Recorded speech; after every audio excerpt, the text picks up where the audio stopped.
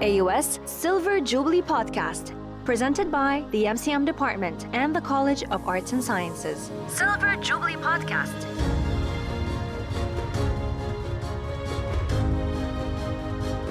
Hello. Professor Paul Almonte, the new head of Department of English, joins me today to chat about his recent arrival at the American University of Sharjah. Almonte has previously worked in the US, Iraq, Lithuania, and Saudi Arabia before coming to the UAE. Thank you for joining me today, Professor. Thank you for having me. I look forward to the conversation. All right, so you've joined AUS 3 months ago as head of the English department. In your opinion, what is special about being here? Well, what's been most special to me is it starts even before I arrived here. When I was interviewing for the position, I met a number of the faculty in the English department, and I was incredibly impressed with their commitment to students, their research activities, and just the general atmosphere that they created for me as I was interviewing with them online. And so after that interview, it excited me an awful lot to want to come here. And once I've arrived, again, everybody has been very welcoming, from the faculty, my faculty colleagues, to all the students I've met. I'm currently teaching an English 204 class. So that initial welcome, I feel like I've just built on that I've made many new friends, many new colleagues, and I'm just settling in, I think, hopefully very nicely. Is that welcome why you decided to join AUS? Well, I think for a number of reasons. One, absolutely, because you want to work with colleagues. As an educator, teacher, I want to not just work closely with my students, of course, but I want to be part of a collaborative environment. I want to be sharing ideas with teachers and learning from them. And so getting that feeling, getting that vibe from my colleagues was very important. And the other thing about it is that the university itself, it's obviously a sort of flagship university in the region. And one of the things that drew me in that regard is the diversity of the students. My work in Saudi Arabia, I was working, it was a male campus. So I had only one group of students, and it was much more local. Here, it's an international student body, and as you've said in the introduction, I've worked pretty much all over the world. And so I wanted to come to a place where I could continue to have that kind of connection with international students, as well as to continue to learn about the people that I'm meeting in the Middle East. It sounds like you've had a very broad experience all over the world, and I know it's only been 3 months here. But I still want to ask, how are you finding AUS so far? I'm finding it remarkably welcoming.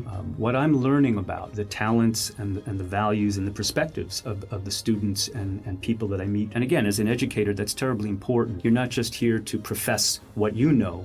You're here to also learn from others. As you've mentioned that you've worked in different places, I would assume that these places would be different than the environment here, but I want to know, how do they compare to AUS? I would compare it a little bit to my work in Lithuania. Lithuania, a small Baltic country, but the school I was at was gathering students from a lot of countries around it, from Latvia to Belarus to Ukraine and Russia. What was maybe similar to here is that I was working with students not only local, but regional and then also global. That school also had students from Europe and from the United States. You're teaching English 204 right now. Share with us, what are the goals that you have as a teacher of English? 2 parts to what we do in the English department. One is we teach the writing courses, communications courses that are part of everyone's core curriculum in Gen Ed, Writing 101, Writing 102, English 204, 207, things like that.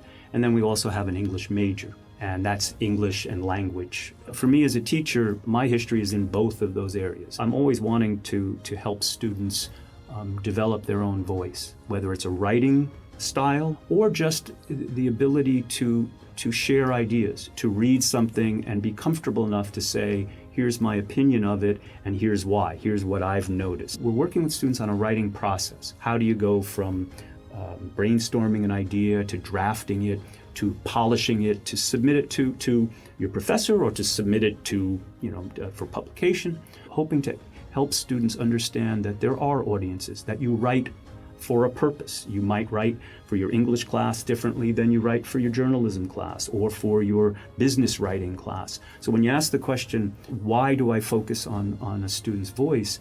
It's because the best ways we can present ourselves are in conversation. I want to show you my best self, but I want to do that also acknowledging that you are here and that we are having a conversation, that your values and your ideas are as important for me to listen to. Finding one's voice, it takes a lot of practice and has a lot of depth. I want to ask about Sharjah. Have you seen Sharjah yet? Have you gone around Sharjah? Only a little bit. Travel just a little bit. I do go into Dubai to do some exercise, a spin class here and there, and I've been to Abu Dhabi, but I haven't really traveled an awful lot. I've begun exploring. As I said, one of the reasons I wanted to go to Abu Dhabi, I visit the Grand Mosque there, as well as the Louvre Museum and things like that. So I'm slowly being able to do that. But it's also been hard because I also have to get up to speed here with all the teaching and administrative stuff that I do. Of course. The culture here is definitely fascinating, but scaling back to your interest in the English language, tell me a little bit about your favorite book or maybe your favorite author. Well, thanks for that question too, because yes, I'm here in teaching part of both our writing program and then our English major. A book that I think has been terribly important to me, and one that I have taught an awful lot in intro to literature courses, not just to major students, is a book called The Dew Breaker by a Haitian-American writer named Edwidge Danticat. The reason it's so important to me, when I was teaching in Jersey, in the New York area, New Jersey, at a university that had a very diverse population, a lot of immigrant populations, parents or grandparents, people who had come to the U.S. from other places. And Danticat's book is about that. It's about being what we'd call a hyphenated American, Haitian American, Italian American, Asian American, that kind of thing. And for me, it's a way for students to see that literature can be about themselves. But literature at its best is a book that you connect with. One of my favorite quotes from famous writer Maria Losa wrote an article about 20 years ago. He wrote a book called Why Literature? It was at a time when everything was getting technological and, hey, books are going to go away and it's all going to be, as you know from Mass Comm, it's all going to be fast, social media, TikTok, that kind of stuff. Yes. And he answered the question, why literature? Because he said literature is how we understand our humanity. We might have differences, but in those differences, we also find the commonalities, the things that we share together. What is the most recent book that you've read? Well, right now, the easy answer is, boy, I'm so busy with administrative stuff that I'm not reading. But who's the author to that? Well, what I'm doing, a book I'm looking at again was a book by Nobel Prize winner named Kazuo Ishiguro. It's a book called Clara and the Sun, because it's about the connection between human and artificial intelligence. This book sort of talks about troubling aspects of artificial intelligence. Yeah, I mean, it's been there for years now, and everything in our life is sort of connected to it at this point. Yes. Well, as a closing question, last but not least, I want to know, what do you hope to achieve as the head of the English department of AUS? What I hope to do, quite honestly, is I'm looking to build on what I think are some really terrific initiatives started by terrific faculty. The English department relatively recently merged. It was the writing department in English, and we have revamped our English major. It's now language and literature major,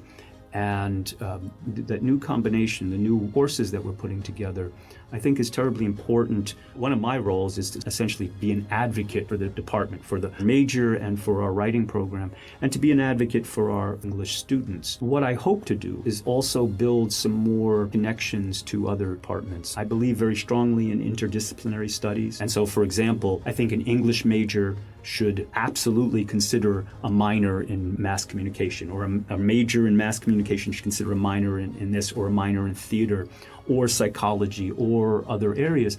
If I can, I just mention a couple of courses. We have a new course developed by Dr. Brian McAllister, Environmental Humanity. Environmental literary studies have been around for a long time. This is the first course that AUS is teaching, and it should be something that not just our English teachers take, but if you're in biology, if you're an environmental studies major, if you're an international studies major, if you're studying philosophy, a course like that is terribly important. Thank you so much for joining me today, Professor. It's been a pleasure. Hope to talk to you again soon. Great. Thank you. I appreciate it. Thank you. AUS Silver Jubilee Podcast, presented by the MCM Department and the College of Arts and Sciences. Silver Jubilee Podcast.